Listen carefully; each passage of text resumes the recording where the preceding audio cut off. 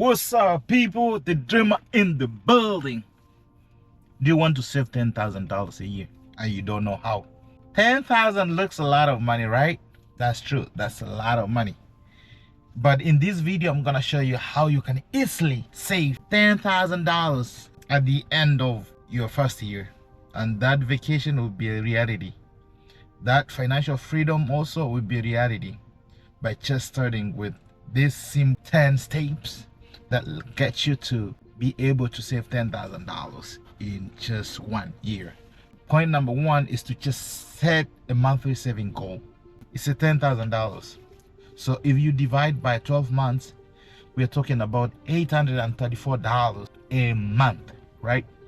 That one, you break it further down into every single day. So $834 divided by 30 days in a month, we're talking about $27 in a day. So if you want to save $10,000 easily at the end of the year, just break it down to the simplest.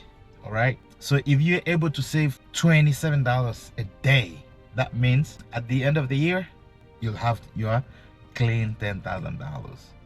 So this one requires a lot of discipline and hard work, determination, and bigger picture.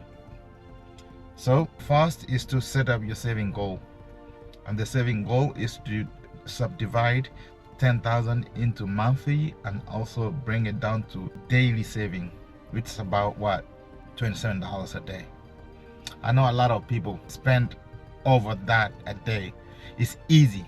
You go for a cup of coffee, let's say $4 to $5, or maybe with some food, sandwich, $7, right? 7 plus 5, we are already talking about what, $13, and then something else. Before you realize you've spent $27 a day. So point number two, pay yourself first. How often do you get your paycheck? If you get paid every week, make sure before you spend your paycheck, put some money aside for saving. Let's say you earn $1,000 in a week. So before you spend that money, just transfer about 192. That's because it's 27. Let's say, let's do the math right here real quick. $27 a day times 7. So you need about $189 a week. So every week you get paid. If you can't save every single day, just put aside $189. That's for the whole week before you spend a penny. Point number three, this is the hardest for many people, creating a budget. Knowing where your money goes, track your rent, food, transportation, and entertainment expenses. That one, you'll be able to know where to adjust. If you're spending more on food, by just doing the budget, you'll try to reduce the spending. Clothes, if you don't need it, if you feel like you want to buy something, let it sleep overnight. Tomorrow you might think that you don't even need that thing that you wanted to buy today. So what you do, create a budget, and first things first. The basic needs: food, shelter, clothing, not that many, enough clothes. Don't go crazy, fill up your closet with the clothes that you never even wear. I know a lot of people have shoes in their closet that they've never worn even one day. Some clothes, they still got a tag in the closet. Why do you need a clothes that you never wear? So make sure that you track your budget. Point number four, this is very common, especially to the young people: eating out. The simple dinner, you go out with a friend or by yourself, we're talking about, let's say the cheapest, let's say $60. That's when you go to the fast food restaurants. So if you can reduce going out for dinners, lunch, and breakfast with the friends and family, I'm telling you, you'll save a ton of money.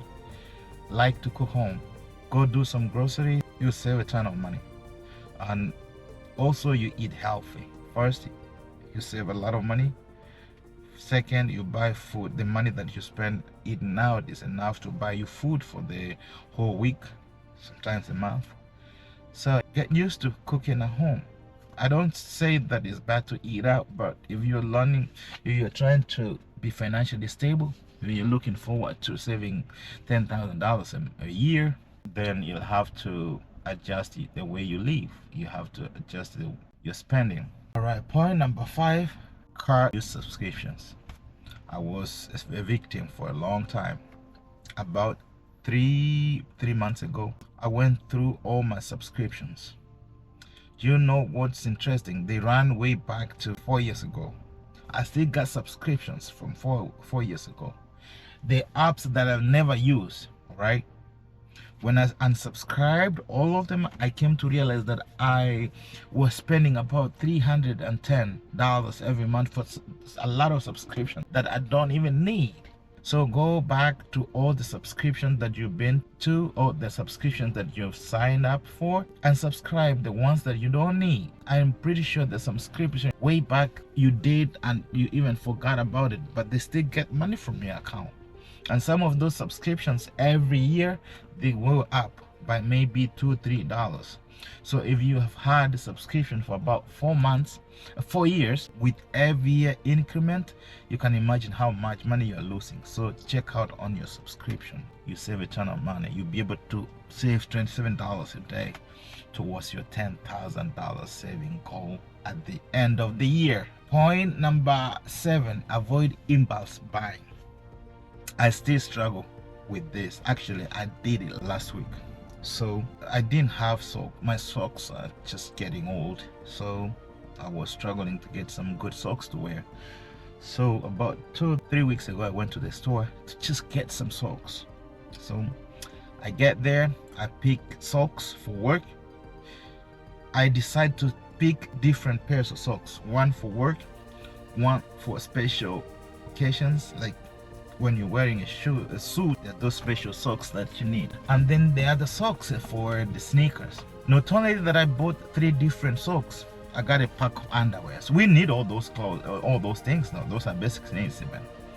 But interestingly, I ended up picking up 2 short pants, 5 polo shirts, and also a belt. What did I pick again? So actually, I wanted to spend about $40 for just those socks, and just socks. I ended up spending $240 in that impulse shopping, which I didn't have a plan for. So shopping without a plan is a no-go zone. It's a no-go zone. A lot of people, we still struggle with that kind of shopping, me included, but I'm trying to cut it down. If I need to buy something today, I give it 24 hours. But the time 24 hours is gone. If I still need to buy it, then I go buy it. But that impulse buying, whereby you see something that you like and you just want to get it, is no, it's not a good idea. So that's a place where I'm struggling with, but I'm working on it to make sure that it doesn't affect my financial status. Impulse buying or shopping is a no-go zone. So point number 8 is to increase your income. What does that mean? If it means that you ask for more hours at the current job that you're doing right now, ask for more hours. If it means that you get an extra part-time job to add towards the main job that you got, just get that part-time job. But make sure that your salary or your income increases so that you have a leeway, or you have a chance to be able to save the $27 a day that you need. So always increase your income by just maybe adding more job or asking for more hours at your current job. So point number 9, which is keeping house costs reasonable. There are some basic stuff that you can't avoid. Having a roof under your head, you need it, but it doesn't have to be crazy. Just have what you need. Set up. Housing is usually the biggest expense, and that's what I've come to realize. Avoid upgrading your lifestyle every time your income increases. Maintain your house even when your income increases. That one, you'll have a good space for you to be able to save. But a lot of people, as soon as you increase your income, you want to increase your living standards, which you'll end up anyway struggling. So please maintain where you are. Have a comfortable house with some basic needs that you need in that apartment. You don't have to be extravagant. You don't have to show anybody that you have money or you live better or you're rich. No, just maintain where you are and watch your money grow. Point number 10 is to automate your savings. A lot of people don't have that a discipline of taking $27 every day to the bank. So what do? You set an automatic saving. So from maybe checking to saving, or from checking to saving, but in a different account, so that you don't have to keep on tracking your saving. They get in money directly from checking, they put it on your savings. That's if you have money on your checking, because again, if you don't have anything in checking, you're not gonna be able to save. So make sure that you got something in the saving, in the checking, to be able to automate your savings. So basically set up an automatic transfer of about, let's say, 417 from each bi-weekly paycheck into savings. And if you want, you can do it weekly, which is 200 and what, let's say 210 to your savings every week, if that would be good, to be able to meet the goal of $10,000 a year. So in conclusion, saving $10,000 a year on an 80,000 salary is not about being rich. It's about being intentional with your money. Follow these simple steps and stay consistent, and at the end of the year, you'll have 10,000 saved and more financial freedom. I have a question of the day. What is the biggest thing stopping you from saving money? Let me know in the comment section, and let me know how you're dealing with it, how you're trying to get it fixed. Don't forget to subscribe and share this video with someone who wants to build wealth one step at a time. Alrighty, I'll see you in the next video.